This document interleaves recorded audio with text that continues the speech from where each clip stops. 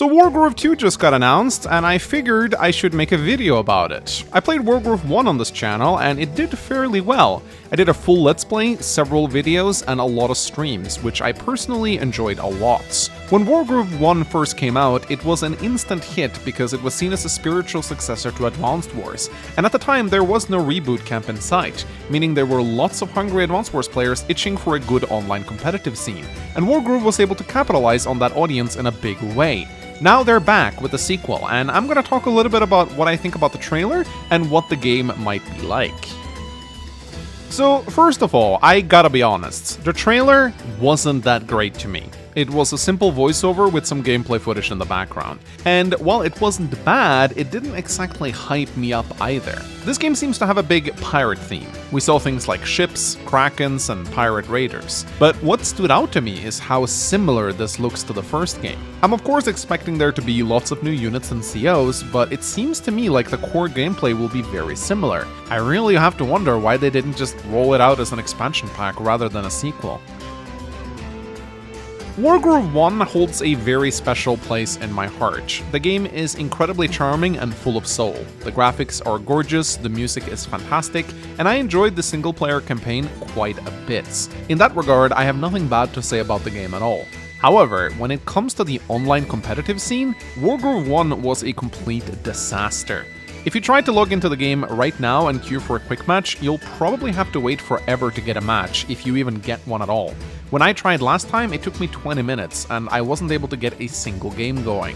Maybe now that Wargroove 2 has been announced, the servers are going to be a little bit more active, but I think that unless Chucklefish learns from the mistake of its first game, I don't think the second one is going to do that well, considering we have the Advanced Wars reboot camp coming on the horizon now. A little while back, I made an entire video addressing the problem with Wargroove 1's competitive scene, and it got quite a lot of views and positive feedback. First of all, there were no competitive matchmaking ladder or rating system. There was no way to actually measure a player's skill. You could go up against someone playing their very first match, or someone who is a tournament-level player, and you had no idea of knowing beforehand what kind of player you would face. You also couldn't choose Fog of War matches for quick play, for example. You were locked into a specific set of rules. The servers were also horrendous, and many games would end due to one player dropping out, though I understand that this is more of a Nintendo Online problem rather than a Chucklefish problem. Still, it is something I am worried about. I also found that the metagame of Wargroove 1 got kinda stale, as matches got very pikeman oriented. Pikemen were a slow infantry unit similar to the mech from Advanced Wars, but they got stronger when they stood adjacent to one another, which led to very stally matches with huge pikeman walls on either side, which wasn't very fun to play. And on another note, I also disliked how similar the commanders felt. They were only really separated by their grooves. There were no passive day-to-day powers affecting your units, which I think is a big appeal of the Advanced Wars games. Sure, it's harder to balance, but I personally would have liked it a lot more if the commanders had some passive benefits to various units. Now, it does look like Wargroove 2 will include alternate grooves, as there's a clip of Walter racing 2 skeletons rather than 1, and I'm assuming this might be a system similar to the superpowers introduced in Advanced Wars 2, a groove that is twice as hard to charge but does twice as much.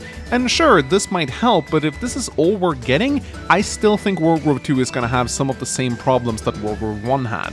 Overall, I am very excited for Wargroove 2. I enjoy the pirate theme, and the single-player campaign is probably going to be very enjoyable, but unless Chucklefish learns from what made Wargroove 1's competitive scene flop, I think they're going to repeat a lot of the same mistakes.